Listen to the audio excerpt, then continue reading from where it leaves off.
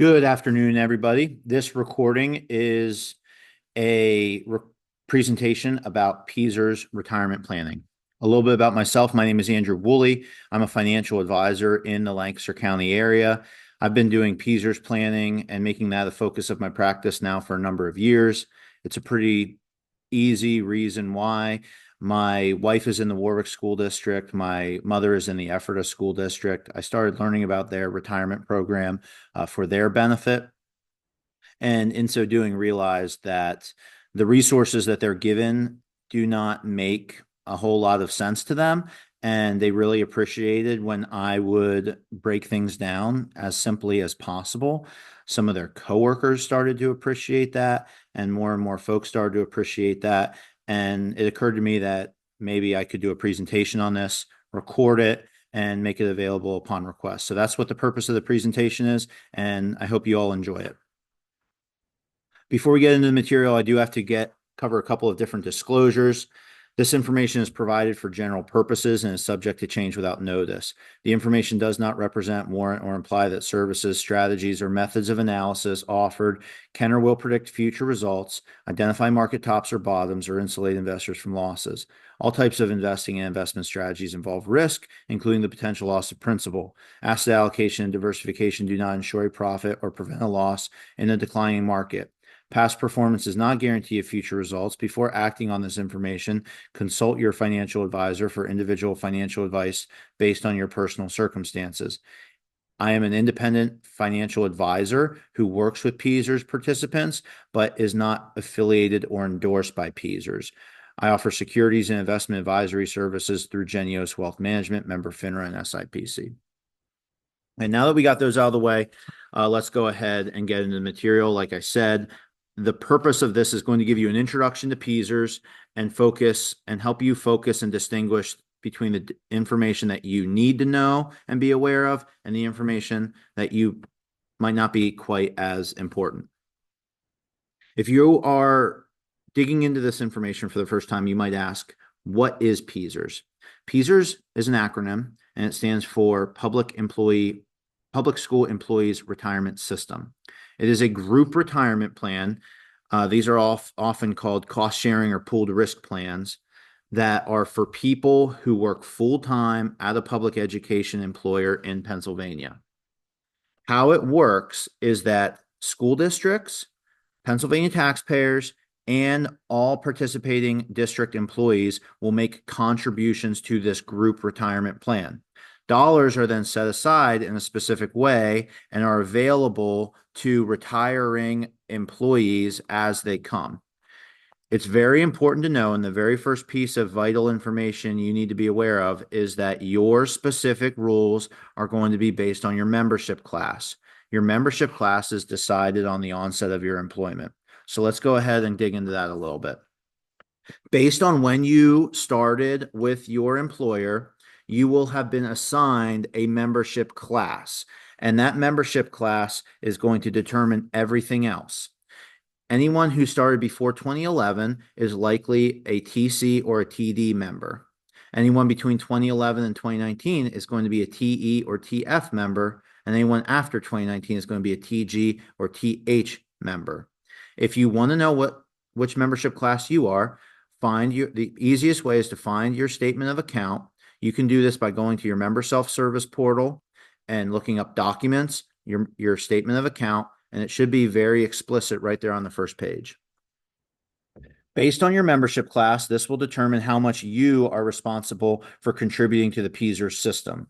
Most folks who are serious about considering retirement at the moment are probably a TD employee, meaning that they have to give 7.5% of their paycheck to the Peaser system. Other folks who've started more recently have to give a lesser amount or maybe potentially a variable amount based on risk sharing provisions. Again, your rules are going to be determined based on your membership class, and that's assigned to you when you started service. So what do you get in exchange for that contribution? Well, you are responsible for contributing to the system for as long as you're employed. And then as long as you make those contributions and you commit to a certain amount of years of service, then what you will get from Peaser's is a pension. A pension is a type of defined benefit plan. To put it into layman's terms, it's going to be a retirement income stream that you cannot outlive. It will pay you lifetime income for the rest of your life. There's a couple of things that you need to know, though, between now and the time you're collecting that income. One of the things after knowing your membership class is figuring out when you become vested. Again, depending on your membership class, you are going to be vested at different times.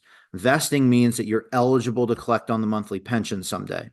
TC and TD members are vested after 5 years of service, or if they're 62 with a full year of service. TE and TF members are vested after 10 years of service, or when they're 65 and have at least 3 years of service. And then TG and TH members are vested after 10 years, but they need to be 67 with at least 3 years of service if they don't make it to that 10 years. So again, vesting is just how long you have to be in the system before you're entitled to a benefit.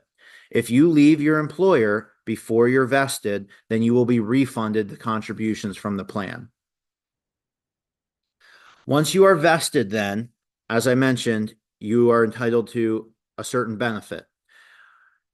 It's important to know when you receive your unreduced benefit, because if you try to collect on your benefit before a certain time, you'll be considered early retirement and you might pay a penalty. Again, your membership class starts, as the starting point for everything. Based on your membership class, you're going to have certain eligibility for normal retirement at different dates. So for TC and TD employees, they will reach normal retirement from PSERS. And again, normal retirement just means that you get an unreduced benefit. You do not pay any penalty on your benefit.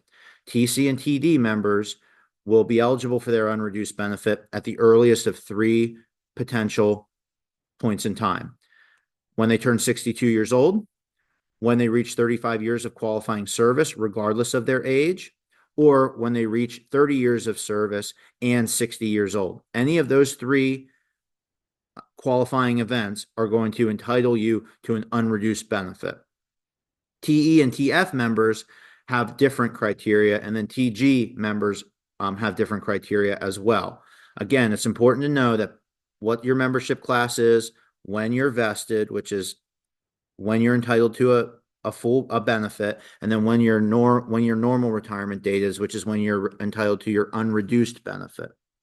If you leave before your normal retirement date, you can still collect on your benefit, but it'll either be refunded to you if you're not vested, or it'll be a reduced monthly income if you are vested but not reached normal retirement. That formula that benefit that you'll receive is going to be based on a formula. The variables of that formula include your final average salary, and your final average salary is the average of your 3 highest earning years. Your class multiplier, once again, your membership class is what matters and dictates everything else, as well as your years of service. This is going to then create a number, and that number reflects the maximum annual amount that you can expect to receive from PSERS every year. So let's say your final average salary is $80,000 a year, and you are a TD employee, your membership class will be 2.5%, and you've done 30 years of service. That will spit out a number, and that number is what you can begin to expect to receive from PSERS. So as you can see, the more money you make and the more years of service you have, the better your pension is going to be someday. What's also important, what we've covered so far, is the importance of your membership class, what vesting means, and when somebody might be able to reach normal retirement. But what's also important to know is that your benefit does not automatically happen. There is a process that you have to follow, including an application. I recommend following an 8-step process. Some of these steps are not required, but again, I still recommend it. If you're curious about getting into this content specifically a little bit more, I do have another video specifically about these steps.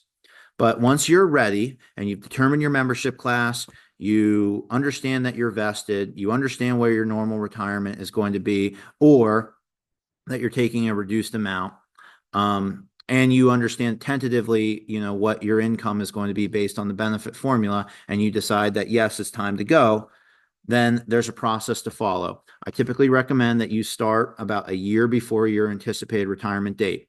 The number one step is to request your estimate from Peasers. There's a form on the Peasers website that you'll fill out, you'll download, you'll fill out, you'll mail it in, and about 5 to 6 weeks later, you'll get your estimate back. Step number two is I recommend you meet with a financial planner. The financial planner should be able to help you with some of the major decisions, which we're going to cover later. If you have a financial planner and they do not know how to advise on your Peasers benefit, then this is a great opportunity for you to begin interviewing other financial planners. I recommend opening a 403B before your termination date or your retirement date. This has nothing to do with Peasers, but most districts in this area require a 403B to be open before you retire in order to receive any unpaid severance, such as unpaid sick days, things of that nature. Once you have your estimate, you have your plan with your financial planner, you have your 403B, now you're ready to notify your employer. This part is required. You do have to give notice to your employer. Every employer is a little different. Some ask for more notice, some ask for less. So you'll want to engage with your HR department to determine what is, their process and give them proper notice. After you've done all of those steps, you'll want to go ahead and engage with Peasers Exit Counseling. Exit counseling is not required, but I strongly recommend you utilize it because it's a free resource provided by Peasers to help increase your information and your knowledge base. So at this point, I would recommend you schedule your exit counseling. I strongly recommend you prepare for exit counseling before attending, and then eventually attend your exit counseling where you'll finalize some of your decisions. You'll hear a voice other than your financial planner. You'll familiarize yourself with the application, so on.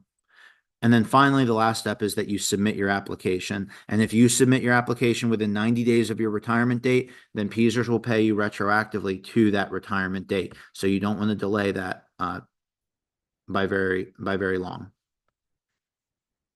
As you begin to get through these processes, and just quickly to recap, hopefully you know that there's a membership class that was assigned to you. You understand that there's a vesting schedule. You understand that it takes some time to get to normal retirement from Peasers. You can leave early, but it'll be a reduced benefit.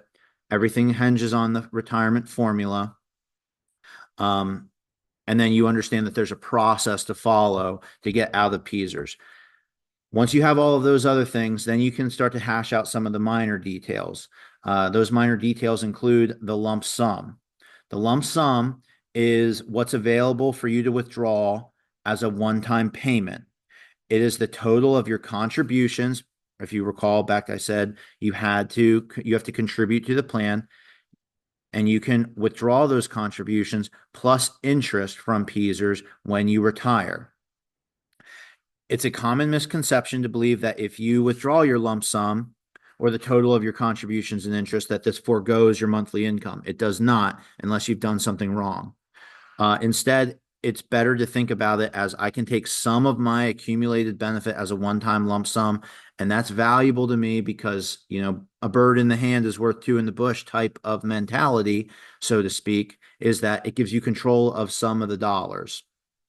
You can put those in cash. You can roll them into an IRA or 403B account and invest them. You can do whatever you want to do with them. This has value for your estate planning. This has value in case you have cash flow needs at the beginning of your retirement.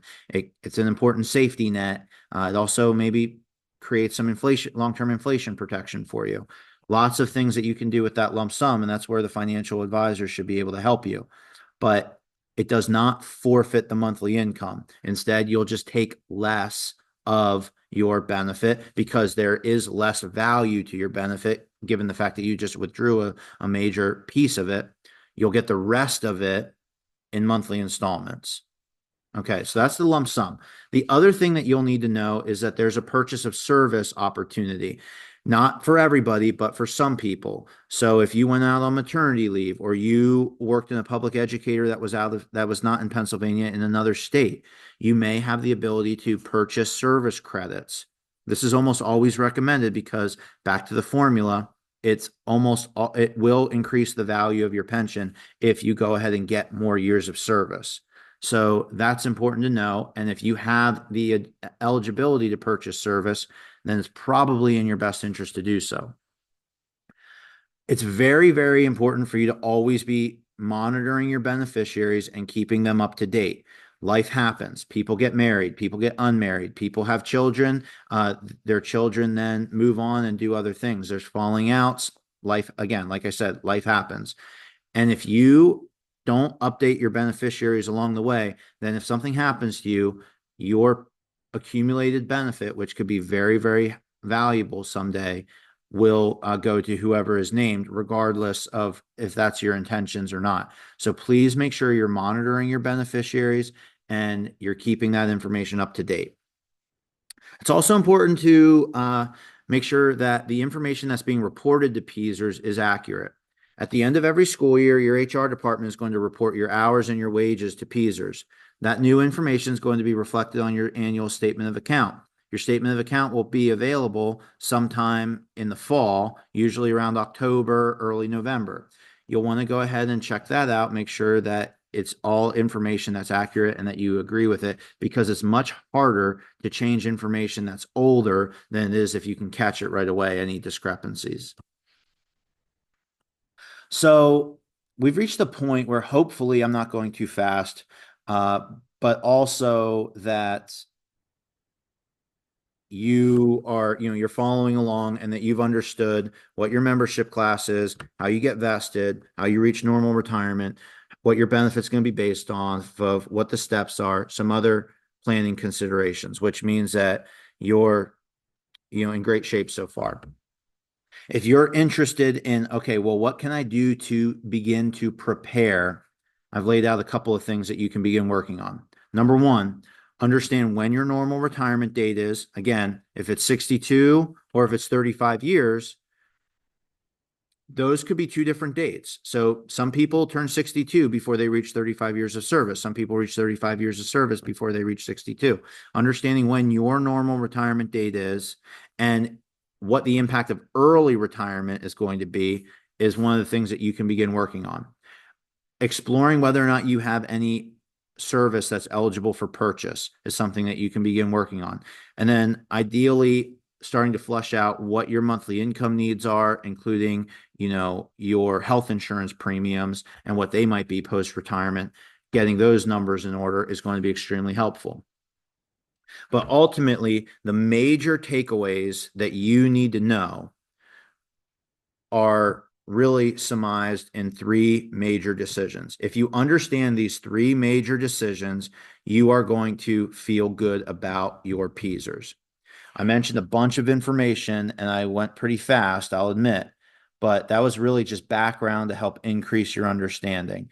This is the point where I'm going to slow down and really focus, because these are the three decisions that you are going to really want to make sure you master before you make the final decision to retirement.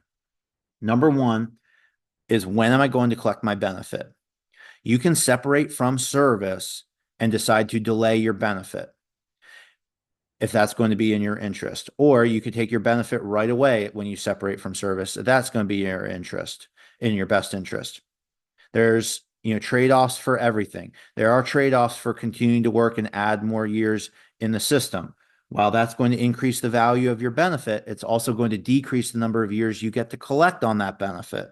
So again, there's a trade-off. Knowing when the sweet spot is of when I'm going to retire and when I'm going to collect my PEASers benefit is the first big decision you're going to need to make. The second big decision is, what are you going to do with the lump sum option? Are you going to withdraw it? You can withdraw it fully or partially. And then if you do withdraw it, are you going to roll it over to a qualified account? So if you withdraw it and take it in cash, the full amount that you withdraw is going to be taxable as income. If you withdraw it and roll it to an IRA or a 403(b) appropriately, then you can delay taxation on that amount, and then you're only taxed on the withdrawals you make from that qualified account. Or you can leave it with PEASers, and PEASers will pay you more per month. Again, there's a trade-off. The benefits of realizing an asset and taking control of the asset and being able to do whatever you want with a with what's usually a fair amount of money, or higher monthly income. It's really up to you and your individual circumstances, which one's best for you. And then lastly, the last final big decision to make is which income option is best for me. And this is what trips the most people up. So I've made a separate slide. You are going to be faced with 5 income options. On the PSERS application, there's going to be section, I believe it's section 5, where you are expected to check a box. Which income option do I want? The first one's going to be the maximum single life option. The maximum single life option is going to be the option that pays you the most amount per month. It's also going to be the option that does not continue in any shape or form to a beneficiary or a survivor after your death. Option 1 through 4 then does have an impact on your beneficiary or survivor in the event that you were to pass away. So again, the maximum single life will pay you the most per month, but then leave nothing to a beneficiary or a survivor. Option 1 will take a slight haircut from you, but then will guarantee that your beneficiary is paid out any unpaid balance of the present value of your account. This is called the death benefit option. The death benefit typically starts at a very high number and then is reduced dollar for dollar as you collect. It's a present value equation.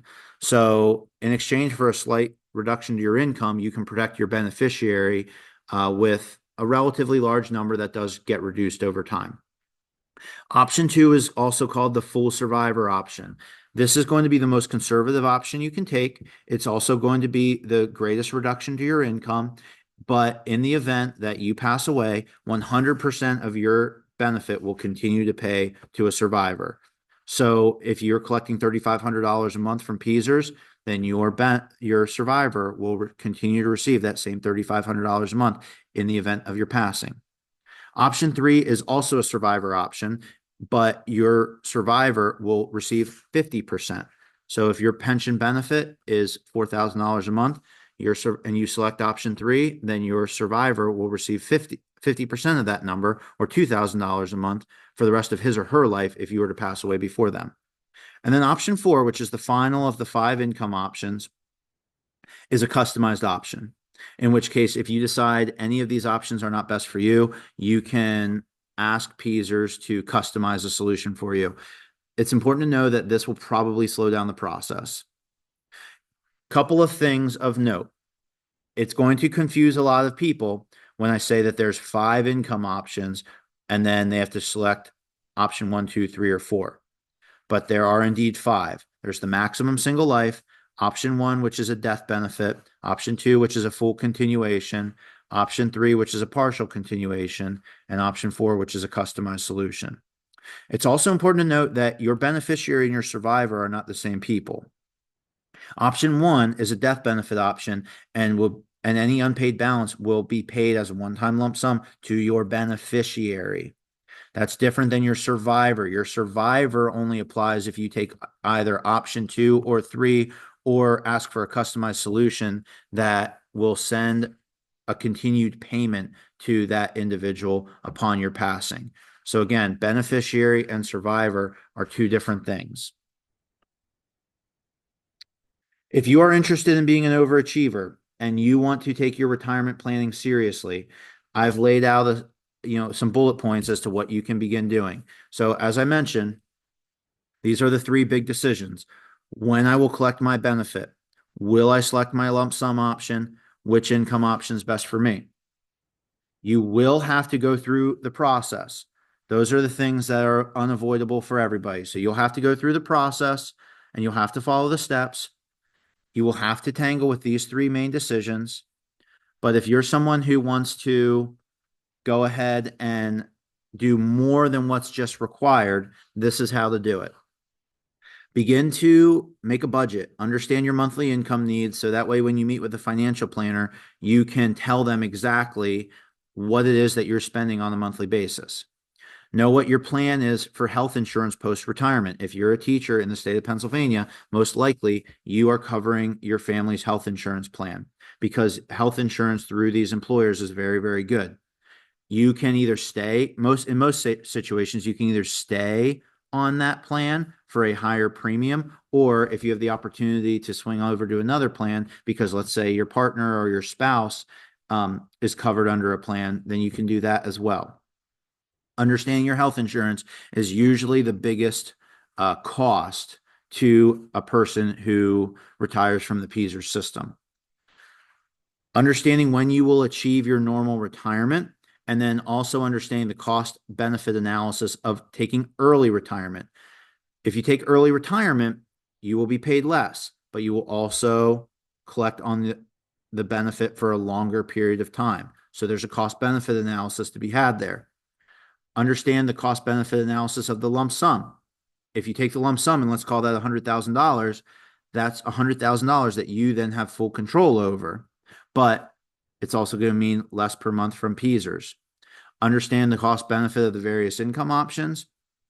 Most people who are committed to a spouse want to make sure that that spouse is protected. However, there are certain considerations to be made, such as the presence of life insurance, such as the age gap between the partners, such as if your partner has a health issue or you have a health issue. These are the things to consider when selecting your income option. And then finally, understanding how your benefit's going to be taxed. PSERS is taxed at the federal level. However, you do not owe Social Security or Medicare tax on PSERS. Pennsylvania does not tax PSERS, and nor do you owe state and local tax on PSERS. So yes, it's taxed at the federal level, but it's typically taxed at a much lower rate than your working income.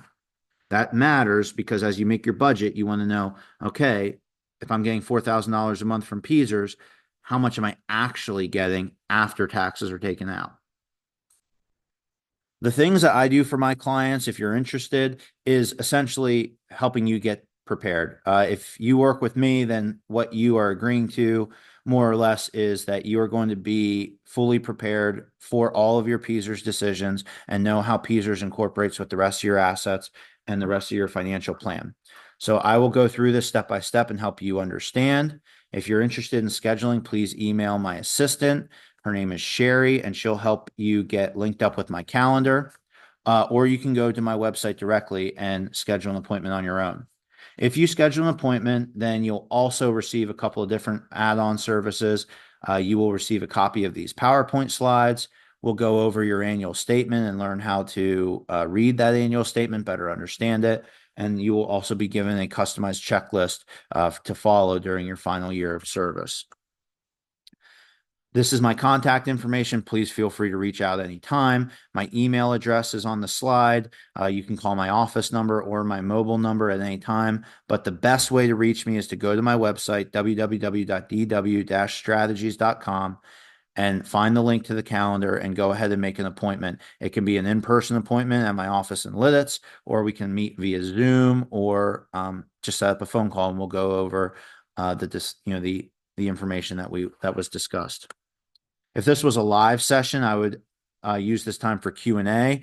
Please keep an eye out for the live sessions because they typically have good Q&A, and folks will type in their questions and be able to answer, get them answered in real time. So go ahead and keep an eye out for that. But in the meantime, thank you for listening. I will keep this recording available on my YouTube website, so feel free to access it later if I went through it a little fast.